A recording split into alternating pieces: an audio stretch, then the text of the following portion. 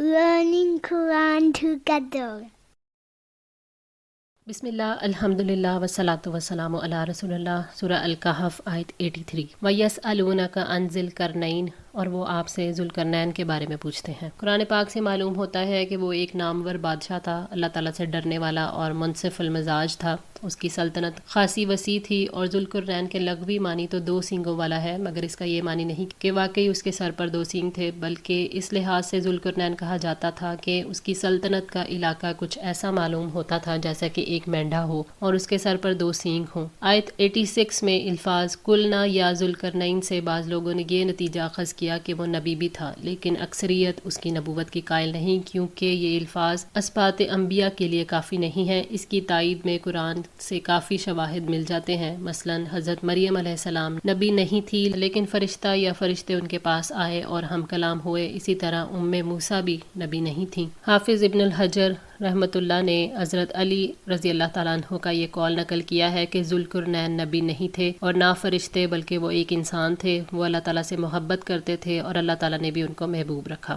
یہاں ذوالقرنین سے کوئی بھی مراد ہو، قرآن نے جس انداز سے اس کا ذکر کیا ہے اس سے یہ پتہ چلتا ہے کہ وہ اپنی عظیم الشان فتوحات اور عدل و انصاف کی وجہ سے نہ صرف عہد رسالت کے یہود کے درمیان ایک معروف شخصیت تھی، بلکہ مشرکین عرب بھی اس کے حال سے واقف تھے، کیونکہ قدیم عرب کے جو شاعر تھے انہوں نے اپنے اشعار میں اس کا تذکرہ کیا ہے۔ کل سأتلو علیکم، کہہ دیجئے ان قریب میں پڑھوں گا تم پر، منہ ذکرہ، اس کا کچھ حال۔ مکہ کے کافروں نے اہل کتاب کے پاس کچھ قاصد بھیجے تھے کہ وہ ان سے ایسی باتیں پوچھ کر آئیں جن سے وہ نبی صلی اللہ علیہ وسلم کا امتحان لے۔ اس کے جواب میں اللہ تعالیٰ نے ذوالقرنین کے بارے میں خبر دی کہ میں تمہیں اس کے ایسے واقعات سناؤں گا جن میں نصیحت اور عبرت ہے۔ اِنَّا مَكَّنَّا لَهُ، یقیناً ہم نے اسے اقتدار دیا تھا، فی الارض، زمین میں، وَآتَيْنَاهُ مِن كُلِّ شَيْءٍ سَبَبًا، اور ہم نے اسے ہر چیز میں سے کچھ سامان دیا تھا۔ یعنی ہم نے ذوالقرنین کو بادشاہت عطا کی، زمین کے کثیر حصے میں اس کے حکم کو نافذ کیا اور لوگوں کو اس کا پیروکار بنایا۔ اللہ تعالیٰ نے انہیں ہر قسم کے وسائل دیے تھے جن کی وجہ سے وہ فتوحات کے قابل ہوئے۔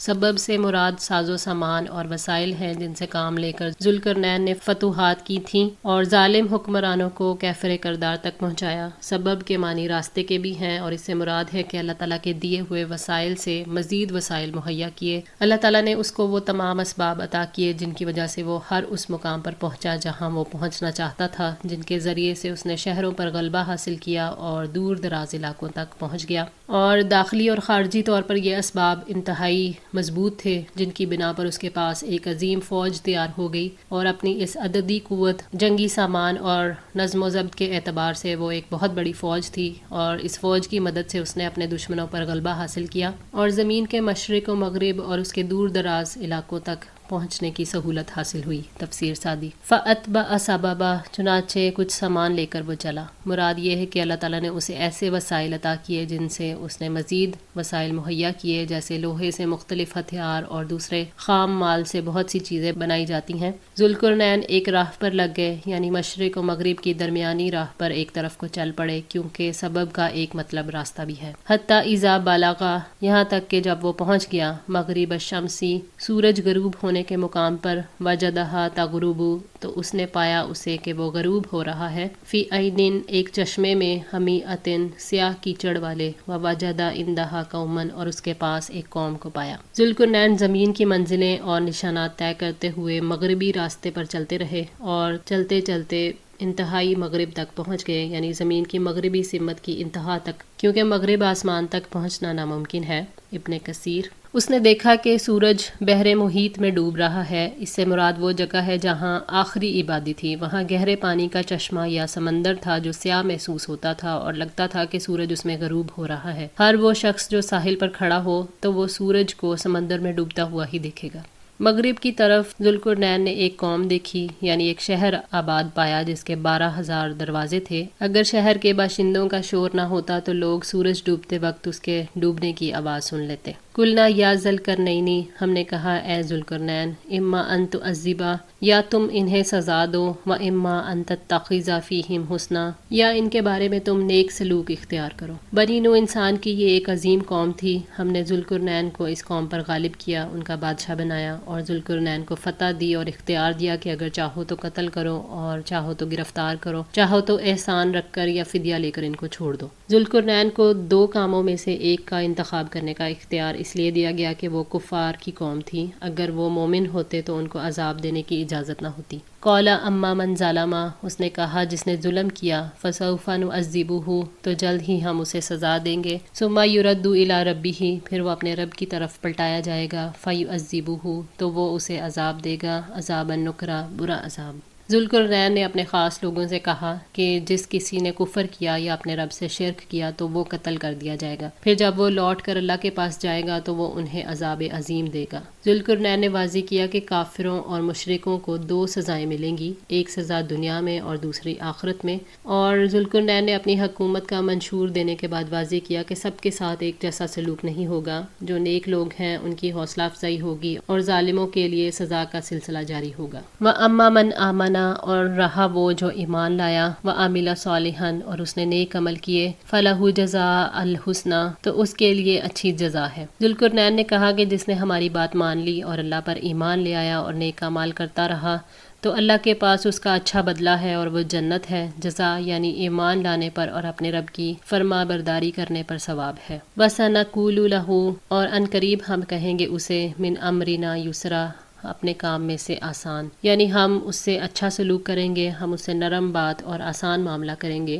یہ اس بات پر دلیل ہے کہ ذوالقرنین نیک بادشاہ تھا اور عدل کرنے والوں میں سے تھا، کیونکہ اس نے اللہ تعالیٰ کی رضا کی موافقت کرتے ہوئے ہر شخص کے ساتھ وہی معاملہ کیا جس کے وہ لائق تھا۔ ثم اتبع سببا، پھر وہ کچھ سامان لے کر چلا۔ یہ ذوالقرنین کی دوسری مہم تھی جو کہ مغرب سے مشرق کی طرف تھی۔ راستے میں جو بھی قوم آئی اس کو زیر کرتے ہوئے وہ آگے بڑھتے رہے، انہیں توحید کی دعوت بھی دیتے جاتے تھے۔ اگر کوئی توحید قبول کر لیتا تو خیر ہوتی، ورنہ انہیں ذلیل خوار کیا جاتا، ان کا مال اور سامان لوٹ لیتے اور ان سے لشکر کی خدمت بھی لی جاتی تاکہ آنے والی قوم کی سرکوبی کی جا سکے۔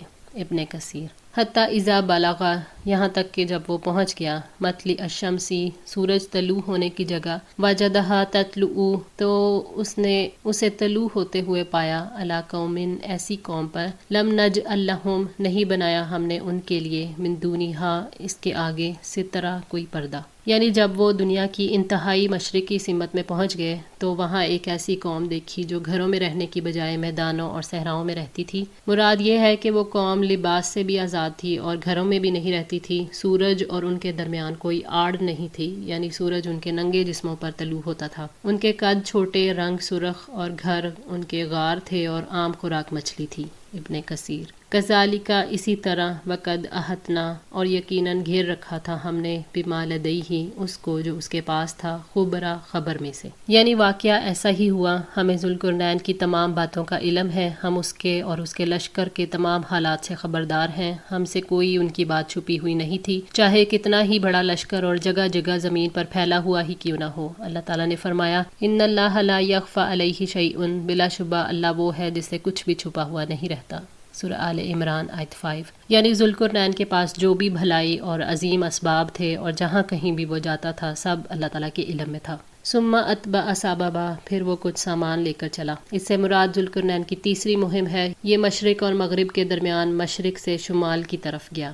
حتی اذا بلغ، حتیٰ کہ جب وہ پہنچا، بین السدین، 2 پہاڑوں کے درمیان، وجد من دونہما قوما، تو اس نے ان دونوں سے اس طرف ایک قوم دیکھی، لا یکادون، جو قریب نہیں تھے، یفقہون قولا، کہ وہ کوئی بات سمجھیں۔ اصحاب تفسیر کہتے ہیں کہ وہ مشرق سے شمال کی طرف روانہ ہوا اور 2 پہاڑوں کے درمیان پہنچا، اور یہ دونوں اس زمانے میں معروف تھے۔ یہ دائیں بائیں 2 بندوں کی مانند 2 پہاڑی سلسلے تھے اور دونوں پہاڑ یاجوج اور ماجوج اور لوگوں کے درمیان رکاوٹ تھے۔ تیسری مہم میں ذوالقرنین کو ایسے لوگ ملے جو وحشی قسم کے تھے، جن کا دوسری قوموں سے کوئی میل جول نہیں تھا اور وہ اپنی زبان کے سوا کوئی اور زبان سمجھ نہیں پاتے تھے۔ اللہ تعالیٰ نے ذوالقرنین کو ایسے علمی اسباب مہیا کر رکھے تھے جن کی بنا پر وہ اجنبی قوم کی زبان سمجھ سکتے تھے، ان سے بات چیت کر سکتے تھے اور وہ لوگ ذوالقرنین سے بات کر سکتے تھے۔ قالوا یا ذوالقرنین، ان لوگوں نے کہا، اے ذوالقرنین، انا یاجوج و ماجوج مفسدون فی الارض، یقیناً یاجوج اور ماجوج زمین میں فساد پھیلانے والے ہیں. فہل نجعل لک،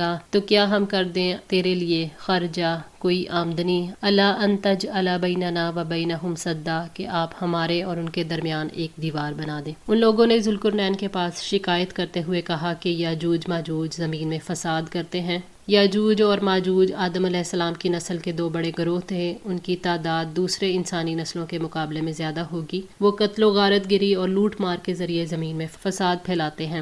وحشی قوم نے جب یہ دیکھا کہ ذوالقرنین فاتح ہے اور قوت اور ٹیکنالوجی سے واقف ہے تو انہوں نے درخواست کی کہ یاجوج ماجوج کے حملوں سے بچنے کے لیے کوئی بند تعمیر کر دیں. وہ خود یہ بند تعمیر نہیں کر سکتے تھے اور نہ وہ فساد کا دفاع کرنے کی اہلیت رکھتے تھے، اس لیے وہ چاہتے تھے کہ ٹیکس دے کر ان حملوں سے بچ سکیں. قال ما مکنی، اس نے کہا جو قدرت دی ہے مجھے، فیہ ربی، اس میں میرے رب نے، خیرن، وہی بہتر ہے. فاعینونی بقوۃ، چنانچہ تم اپنی قوت سے میری مدد کرو. اجعل بینکم و بینہم ردما، میں تمہارے اور ان کے درمیان ایک مضبوط بند بنا دوں گا. ذوالقرنین نے جواب دیا کہ میرے رب نے جو بھلائی مجھے عطا کی وہ اس سے بہتر ہے جو تم مجھے دینا چاہتے ہو. ذوالقرنین نے اپنی حکومت کے مقاصد کا اعلان کیا تھا کہ زمین سے ظلم اور فساد کو ختم کرنا چاہتے ہیں، لہٰذا اسی مقصد کی خاطر انہوں نے بلا معاوضہ بند بنا کر دینا منظور کر لیا اور کہا کہ میں چاہتا ہوں کہ تم افرادی قوت، تعمیری چیزوں اور محنت مزدوری کے ذریعے میری مدد کرو. میں تمہارے لیے دیوار بنوا دوں گا، یعنی ایسی رکاوٹ جس کو عبور کر کے وہ تم پر حملہ آور نہیں ہو سکیں گے.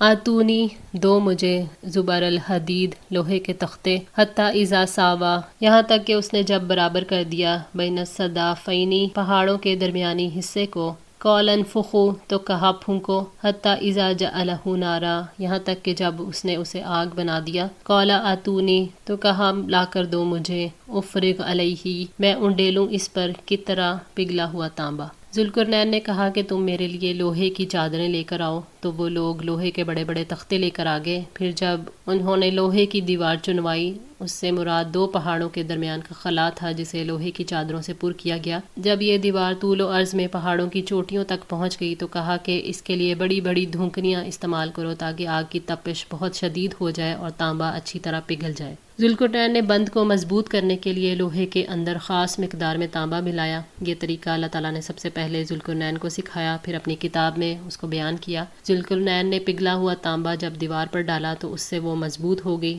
اس طرح وہ لوگ یاجوج ماجوج کی تباہ کاریوں سے محفوظ ہو گئے. فمستطاعوا، تو نہ وہ طاقت رکھتے تھے، ان یظہروہ، کہ وہ اس پر چڑھیں، ومستطاعوا، اور نہ وہ طاقت رکھتے تھے، لہ نقبہ، اس میں سوراخ کرنے کی. یاجوج ماجوج کے لیے اس پہاڑی درے پر بند باندھے جانے کی وجہ سے انسانی آبادیوں میں آنا اور پسماندہ قوم پر غلبہ پانا ممکن نہ رہا. وہ اس دیوار پر چڑھنے کی قدرت نہیں رکھتے تھے کیونکہ یہ بہت بلند دیوار تھی. بعض روایات کے مطابق یہ دیوار 50 میل لمبی، 29 فٹ اونچی اور 10 فٹ چوڑی تھی، اور اس دیوار کا فائدہ بھی اسی صورت میں ہو سکتا تھا کہ اس کی بلندی بھی کم از کم دونوں اطراف کی بلندی کے برابر ہو. اتنی بلندی کی وجہ سے اس کے اوپر چڑھا بھی نہیں جا سکتا تھا اور لوہے کی تعمیر شدہ دیوار ہونے کی وجہ سے اس میں سوراخ بھی نہیں ہو سکتا تھا. آج کے لیے اتنا ہی. دعا ہے اللہ تعالیٰ ہماری اس کوشش کو قبول فرمائے، ہماری غلطیوں کوتاہیوں کو معاف فرما کر ہماری اصلاح فرمائے. جزاکم اللہ خیر. والسلام علیکم ورحمۃ اللہ وبرکاتہ.